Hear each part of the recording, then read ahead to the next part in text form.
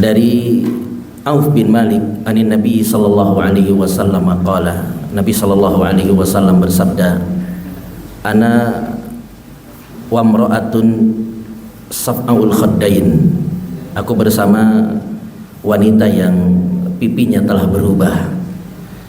Imra'atun aimat min zawjiha, seorang wanita yang dia menjadi janda karena suaminya telah meninggal dunia. Fasabarat ala waladiha, kemudian dia bersabar untuk mengurusi anak-anaknya. Jadi suaminya meninggal, kemudian dia menjadi janda dan dia memilih untuk tidak menikah lagi. Dia bersabar untuk mengurusi anak-anaknya. Kahataini fil jannah, aku dengan dia itu seperti ini di surga, artinya sangat dekat sekali. Wanita yang suaminya meninggal, kemudian dia menjadi janda, dia punya dua pilihan. Pilihan yang pertama adalah dia menikah lagi dengan laki-laki lain, sebagaimana Nabi Shallallahu Alaihi Wasallam menikahi para janda. Semua istri Nabi Shallallahu Alaihi Wasallam itu semuanya janda kecuali Aisyah radhiyallahu anha. Atau yang kedua adalah memilih untuk menjanda. Janda itu berat. Namun sebagian wanita memilih ini. Mereka memilih untuk tidak menikah, dia bersabar.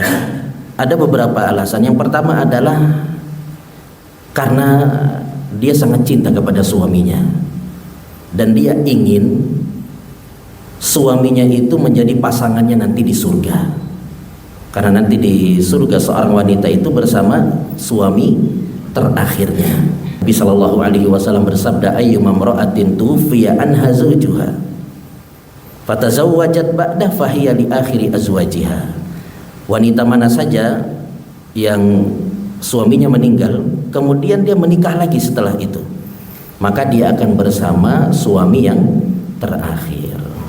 Kemudian diantaranya juga dia ingin fokus mengurus anak-anaknya. Karena kalau dia menikah lagi, anak-anaknya akan apa? Mungkin terbengkalai, dia harus ngurus suaminya. Maka dia memilih untuk bersabar, dia tidak menikah lagi. Maka wanita yang seperti ini, yang dia bersabar tidak menikah lagi demi mengurus anak-anaknya, Nabi Shallallahu Alaihi Wasallam mengatakan, aku bersamanya seperti ini di surga, sangat dekat. Nabi mengatakan, seorang wanita yang dia mengurusi anak-anaknya yang yatim, maka dia mendapatkan dua pahala. Pahala yang pertama adalah pahala kekerabatan, menyambung tali silaturahim dengan anaknya. Yang kedua adalah pahala sedekah. Hadis ketika Nabi Shallallahu Alaihi Wasallam bersabda, tasaddaqna walau min huliyikun, bersedekahlah kalian meskipun dengan perhiasan-perhiasan kalian. Nabi Shallallahu Alaihi Wasallam mengatakan, naam laha ajrani, ajrul qarabah wa ajrus sadaqah. Ya, dia mendapatkan pahala kekerabatan dan pahala apa? Pahala sedekah. Bab adabul yatim, bab memberi adab atau mendidik ya anak yatim. Disebutkan zukira adabul yatim inda Aisyah radhiyallahu anha, disebutkan memberi adab kepada anak yatim di sisi Aisyah radhiyallahu anha. Maka beliau berkata, inni la adribul yatim hatta yanbasit, sesungguhnya aku memukul anak yatim sampai dia menjadi anak yang nurut. Karena ada perintah atau ada larangan di dalam Al-Quran, fa'amal yatima fala takhar, terhadap anak yatim janganlah engkau apa? Membentaknya. Sehingga kadang-kala kita bingung mensikapi anak yatim ini. Dibiarin ribut, ditegur, dipukul, nanti apa? Dosa. Maka tidak mengapa sebenarnya dipukul anak yatim. Untuk apa? Mendidik. Sebagaimana yang dilakukan oleh Aisyah radhiyallahu anha, inni la adribul yatim hatta yanbasit, sesungguhnya aku memukul anak yatim sampai dia menjadi apa? Menurut. Tapi bukan dipukul dengan pukulan yang keras, pukulan yang mendidik. Allah Subhanahu wa taala berfirman dalam surat Ad-Duha ayat yang ke-6, alam yajidka yatiman fa'awa, bukankah kami mendapati engkau dalam keadaan yatim, kemudian kami yang mentarbiyah engkau. Jadi terlahir dalam keadaan yatim bukanlah musibah yang sangat besar, karena bisa jadi nanti di kemudian hari anak-anak yang terlahir dalam keadaan yatim itu akan menjadi orang besar, sebagaimana Nabi kita sallallahu alaihi wasallam terlahir dalam keadaan yatim kemudian tumbuh besar menjadi seorang rasul. Berikutnya bab yang ke-80, bab fadlu man matalahul walad, bab keutamaan orang yang ditinggal mati oleh anaknya. Dari Abu Hurairah radhiyallahu anhu, anna Rasulullah sallallahu alaihi wasallam qala, Nabi sallallahu alaihi wasallam bersabda, la yamutu li ahadin minal muslimin salasatun minal walad fatamassahun nar illa tahillatal qasam. Tidaklah salah seorang daripada kaum muslimin yang ditinggal mati 3 anaknya kemudian dia tersentuh api neraka. Jadi seorang yang ditinggal mati 3 anaknya, dia tidak akan tersentuh api neraka illa tahillatal qasam, kecuali ya ketika dia melintas di atas sirat, ketika dia melintas di atas sirat. Hanya saja orang tua yang seperti ini ujiannya, ditinggal mati oleh anaknya, dia tidak akan masuk ke dalam neraka bila dia bersabar. Kalau dia tidak sabar, maka dia akan mendapatkan ancaman. Dalam hadis disebutkan, laisa minna man latamal hudud wa syaqqal juyub wa da'a bid'awal jahiliyah. Bukan termasuk dari golongan kami yang menampar-nampar pipi, merobek-robek baju dan berteriak-teriak ala jahiliyah. Yaitu ketika dia anaknya meninggal, misalkan dia sangat terpukul, kemudian dia tampar-tampar pipinya, dia meratap, ya, dia merobek-robek bajunya, kemudian teriak-teriak, ya. Maka dia diancam bukan termasuk dari golongan Nabi Sallallahu Alaihi Wasallam.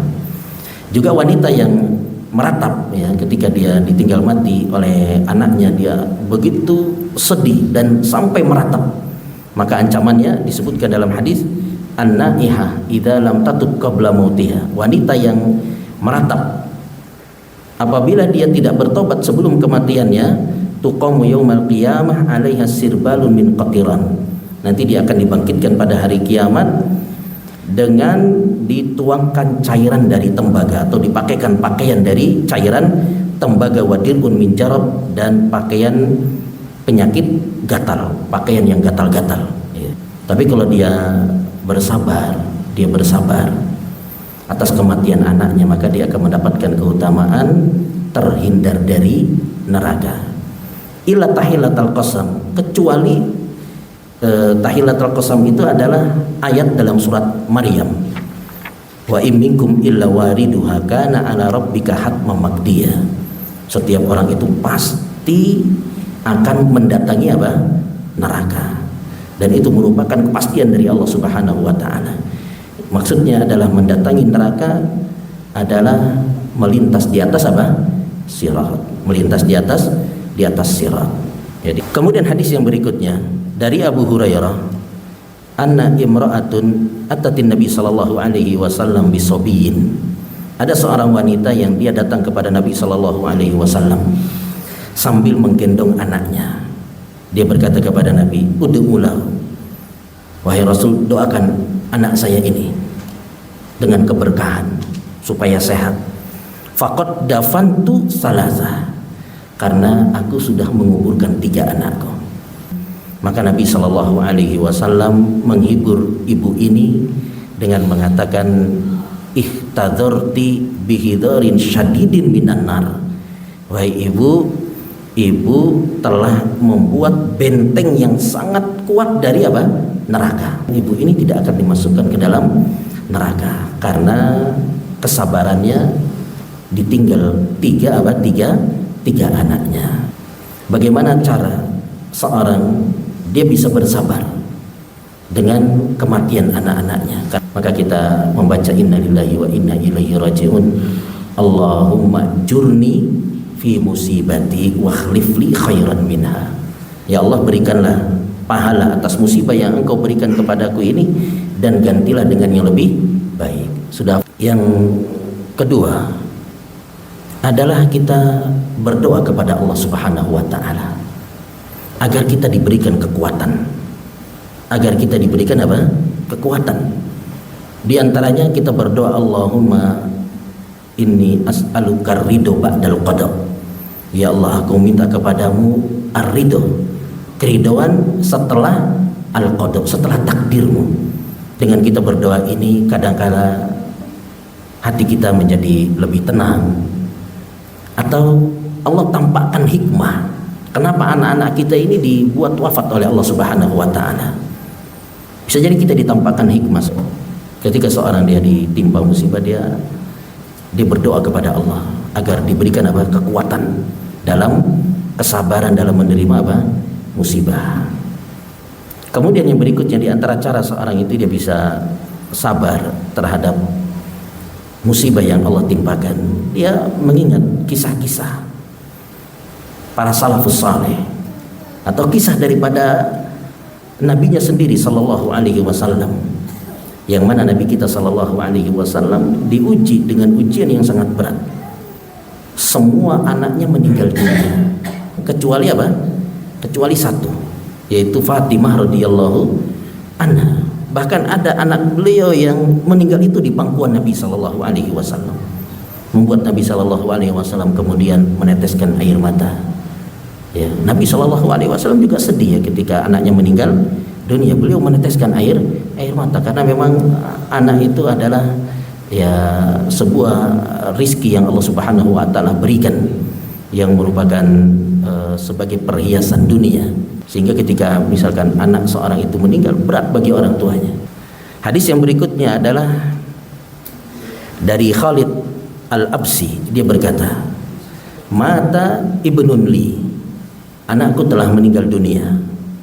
Fawajadtu alaihi wajdan syadida, maka aku dapati diriku ini sangat berat sekali. Fakultu ya Aba Hurairah, maka aku bertanya kepada Abu Hurairah, ya Aba Hurairah, ma sami'ta minan Nabi sallallahu alaihi wasallam syai'an tusakhi bihi anfusana an mautana. Wahai Abu Hurairah, adakah yang engkau dengar dari Nabi sallallahu alaihi wasallam yang dapat menghibur kami atas meninggalnya anak-anak kami? Ada enggak hiburan buat kami ya, yang mendapatkan musibah berat ini, anak-anak kami meninggal? Ada enggak hiburan untuk kami yang kau dengar dari Nabi Sallallahu Alaihi Wasallam? Maka sebagaimana disebutkan dalam riwayat yang lain, sigarukum da'amisul jannah, anak-anak kalian itu adalah hewan-hewan kecil di surga. Wa yalqal ibn abahu, kemudian anak ini dia bertemu dengan ayahnya, fayakhudhu bi ila jannah, kemudian ayahnya diajak untuk masuk ke dalam surga. Ketika meninggal anak daripada seorang hamba, maka Allah Subhanahu wa taala berfirman kepada para malaikat, qabattum walada abdi, apakah kalian mencabut nyawa anak hambaku? Fayaquluna na'am, iya ya Allah. Kemudian Allah bertanya lagi, qabattum samrata fuadi, kamu mencabut buah hatinya. Jadi anak itu kan disebut sebagai apa? Buah hati yang menyenangkan orang tuanya. Fayaquluna na'am, iya ya Allah, kami cabut buah hatinya. Fayaqul madza qala abdi, apa yang diucapkan oleh hambaku yang anaknya meninggal tadi? Fayaquluna hamidaka wastarja, dia memuji engkau ya Allah dan dia beristirja, mengucapkan innalillahi wa inna ilaihi rajiun. Fayaqulullah, maka Allah Subhanahu wa taala berfirman, ubnu li abdi baitan fil jannah, bangunkan untuk hambaku istana di surga, wasammuhu baital hamdi, dan namakan istana tersebut dengan apa? Alhamdi, istana pujian. Sebutkan dari Amr bin Amir Al-Ansari, dia berkata, haddatsatni Ummu Sulaim. Ummu Sulaim berkata kepadaku, kuntu 'inda Nabi sallallahu alaihi wasallam yauman. Suatu hari aku berada di sisi Nabi sallallahu alaihi wasallam. Faqala ya Ummu Sulaim, wahai Ummu Sulaim, ma min muslimaini yamutu lahuma thalathatu awladin illa adkhalahumal jannah. Wahai Ummu Sulaim, tidaklah sepasang suami istri yang ditinggal mati 3 anaknya kecuali dia akan dimasukkan ke dalam surga bifadli rahmatihi iyahum, dengan rahmat Allah Subhanahu wa taala kepada mereka. Qultu wasnan, bagaimana dengan 2? Nabi mengatakan wasnan, meskipun hanya 2. Jadi yang dimasukkan ke dalam surga bukan hanya bapaknya saja, bukan hanya ibunya saja, tapi kedua orang tuanya.